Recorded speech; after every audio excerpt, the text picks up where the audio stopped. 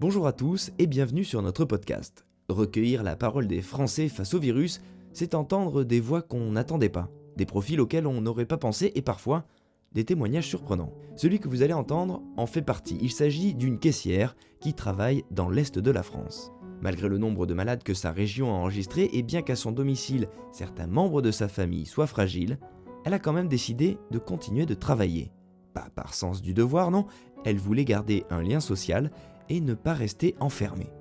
Vous allez voir qu'on peut faire partie des personnes les plus exposées, l'avoir choisi et le vivre plutôt bien.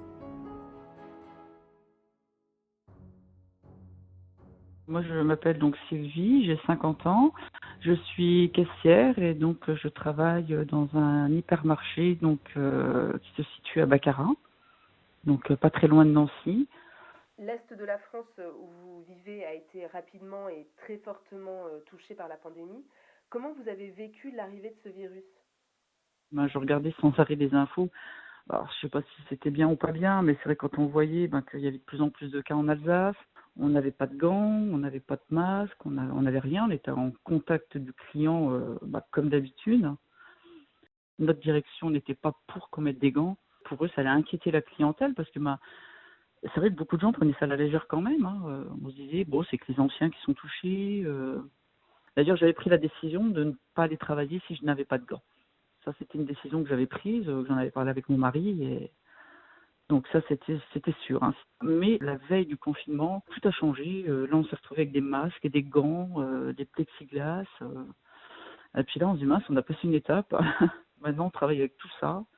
Alors qu'il aurait fallu travailler avec tout ça au moins bien 15 jours avant, dès que les premiers cas ont été décelés en Alsace. Et donc ces mesures, ces gants, cette vitre en plexiglas, ça vous a rassuré tout de suite?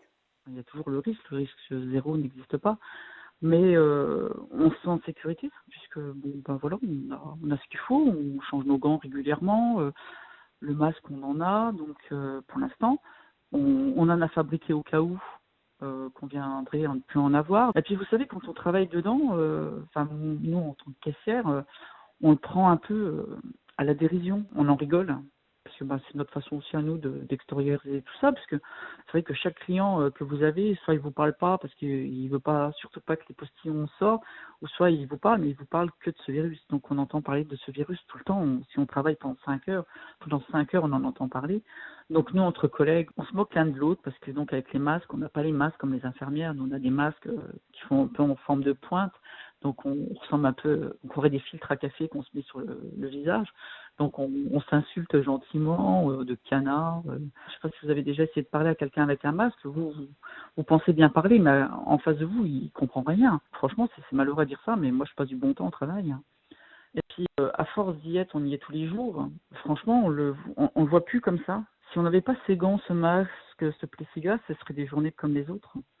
On n'y pense pas qu'on peut être contaminé alors qu'on fait les gestes qu'il faut pour, mais c'est des gestes qui sont devenus automatiques finalement, et donc c'est presque normal qu'on les fasse.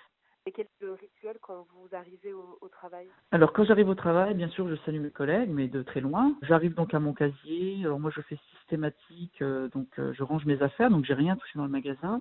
Je range mes affaires et là, je me passe le gel sur les mains avant d'enfiler les gants et je mets directement le casque avant d'entrer dans le point de vente. Et au sein des équipes, tout le monde est aussi détendu que vous? J'ai quand même des collègues qui viennent la boule au ventre parce qu'elles ont peur. Après, si vous arrivez déjà avec la peur au ventre, le stress, vous allez engendrer sur l'équipe un stress. Mais oui, j'ai surtout une collègue qui a peur de venir, mais qui vient quand même. Je pense qu'elle ne sait pas trop quoi faire et elle n'ose pas s'arrêter, je crois. Donc on la détend. Et au niveau de votre hiérarchie, est-ce que vos rapports sont différents avec vos supérieurs, par exemple? On n'a aucune pression de la direction, donc ça c'est super, ça c'est vraiment quelque chose d'important.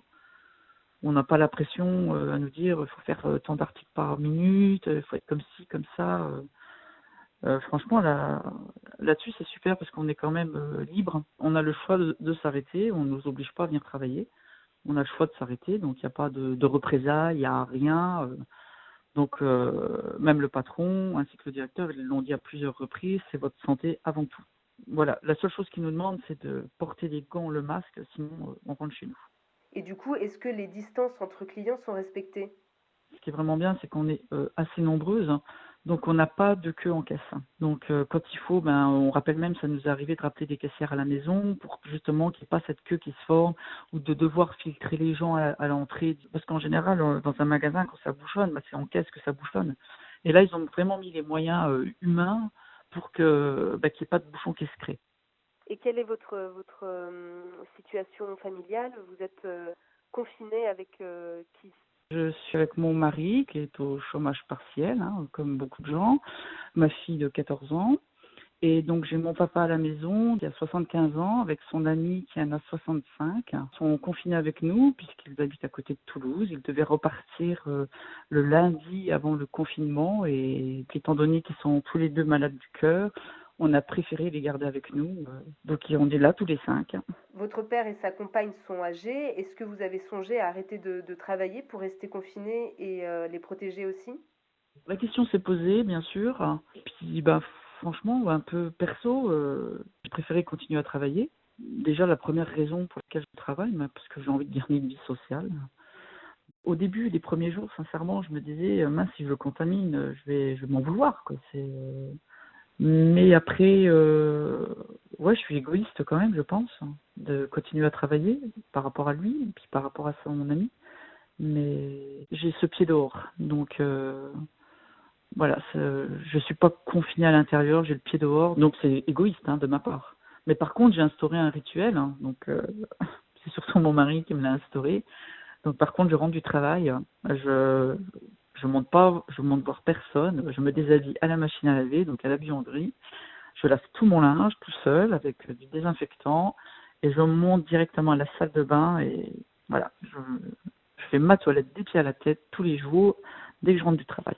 Et seulement après, je vais les voir, mais je garde mes distances avec eux quand même, je ne me les approche pas, je leur fais pas de câlins, ni à ma fille d'ailleurs, et je ne les embrasse plus.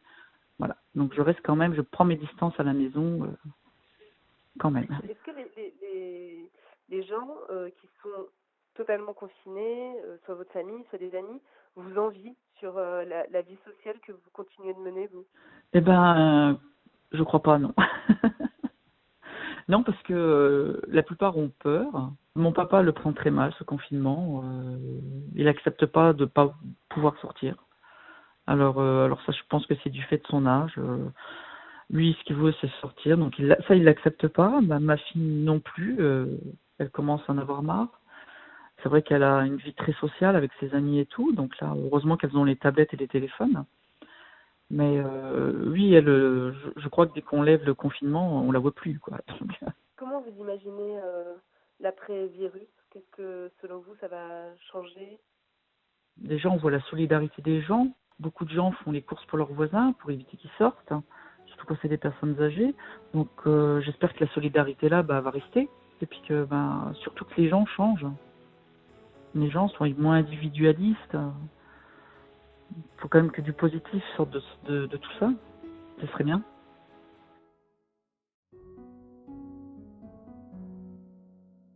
Cet entretien a été enregistré le 26 mars 2020, au 9e jour du confinement. Nous allons poursuivre notre quête de témoignages et nous vous donnons rendez-vous pour un prochain épisode. Abonnez-vous pour être informé de sa mise en ligne, notez, commentez, ça récompense notre travail et décuple notre envie de partager avec vous toutes ces histoires qui parlent de nous en fait.